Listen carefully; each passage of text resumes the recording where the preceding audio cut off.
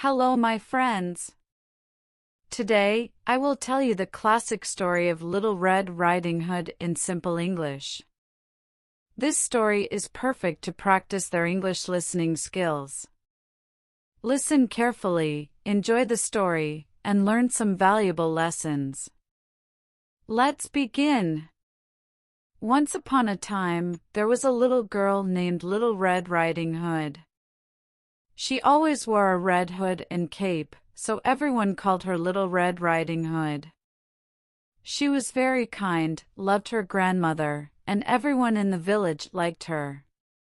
One day, her mother called her and said, "Little Red Riding Hood, your grandmother is sick. Take this basket of food to her. But remember, don't talk to strangers and stay on the path." Little Red Riding Hood replied, "Yes, Mother. I promise." She put on her red cape, took the basket, and started walking through the forest towards her grandmother's house. She was excited to see her grandmother and didn't notice someone was watching. As Little Red Riding Hood walked through the forest, she met a big, bad wolf. The wolf seemed friendly, but he had a wicked plan in mind. He smiled and asked, "Hello, little girl. Where are you going?" Little Red Riding Hood, forgetting her mother's warning, replied, "I am going to visit my grandmother. She lives in a small house at the end of the path, on the other side of the forest." The wolf's eyes sparkled with malice. He thought to himself, "I will eat this girl and then her grandmother. How lucky I am." Trying to be clever, the wolf suggested, "Why don't you pick some flowers for your grandmother? She will love them." Little Red Riding Hood thought it was a good idea. "Oh, yes. Thank you," she said, and started picking flowers by the path. While she was busy, the wolf quickly ran through the forest towards the grandmother's house. The wolf ran quickly through the forest, taking the shortest route to Little Red Riding Hood's grandmother's house. He arrived there long before the girl. When he got there, the wolf knocked on the door. The grandmother, who was lying in bed, asked, "Who is it?" The wolf, trying to imitate Little Red Riding Hood's sweet voice, replied, "It's me, Little Red Riding Hood. I brought you a basket of food." The grandmother, suspecting nothing, said, "Oh, come in, my dear. The door is open." As soon as he entered, the wolf jumped at the grandmother and put her in a closet. "Stay quiet in there," said the wolf, locking the door. The grandmother was very scared, but she stayed silent. The wolf then took the grandmother's clothes, put them on, and wore a nightcap. He lay down in bed and covered himself with the blanket, waiting for Little Red Riding Hood. After disguising himself in the grandmother's clothes, the wolf settled into bed.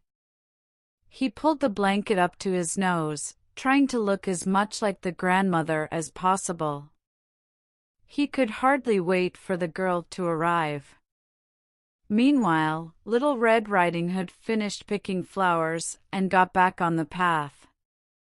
She walked cheerfully through the forest, eager to see her grandmother.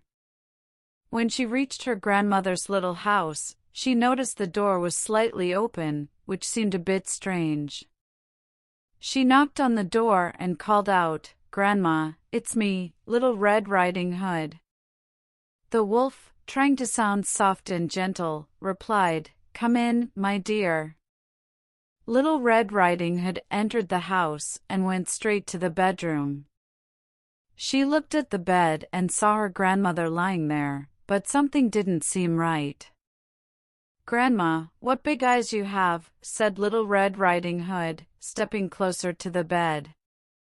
"Oh, the better to see you with, my dear," replied the wolf, disguising his voice. Little Red Riding Hood found that strange, but continued to move closer. Little Red Riding Hood looked at her grandmother in bed and noticed more strange things. She got even closer and asked, "Grandma, what big ears you have?" The wolf, still trying to disguise himself, replied, "The better to hear you with, my dear." Little Red Riding Hood took another step and said, "Grandma, what a big nose you have." "The better to smell you with, my dear," said the wolf, smiling. Little Red Riding Hood was now very close to the bed. She looked carefully at the grandmother's face and noticed something truly frightening. "Grandma, what big, sharp teeth you have!"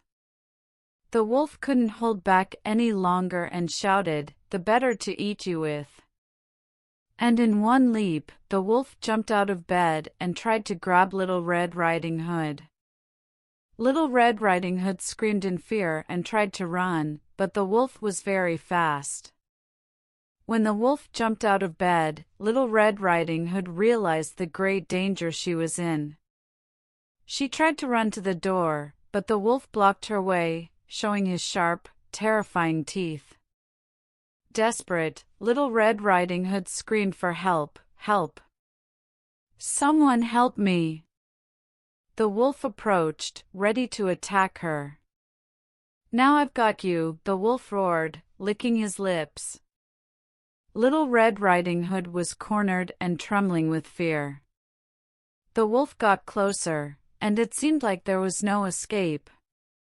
Suddenly, a sound came from outside. Fast footsteps approached the house. It was the hunter who was passing through the forest. He heard Little Red Riding Hood's screams and ran to see what was happening. The hunter burst through the door and entered, holding an axe. "Stop, you wicked wolf!" he shouted. The wolf looked at the hunter and, for a moment, froze in fear. The wolf, frightened by the sight of the hunter with an axe, decided it was better to run away than to fight. He jumped towards the window and ran out of the house, disappearing into the forest. The hunter was quick, but the wolf managed to escape. Little Red Riding Hood ran into the hunter's arms. "Thank you so much for saving me," she said, still trembling with fear. The hunter replied, "Don't worry, little girl. I'm glad you're safe." They then heard a sound coming from the closet. "Help! I'm stuck in here." It was the grandmother's voice. The hunter quickly opened the closet and let the grandmother out. She was scared, but happy to be safe.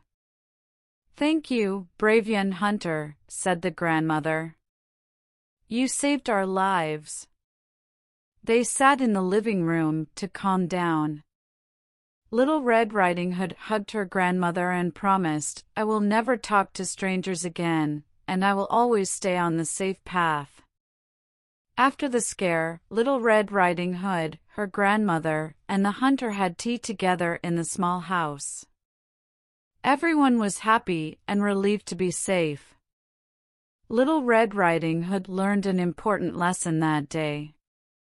She looked at her grandmother and said, "I promise I will never disobey my mother's advice again. I won't talk to strangers, and I will always follow the safe path." Her grandmother smiled and replied, "That is the best decision, my dear. We must always be careful and listen to the good advice of those who love us."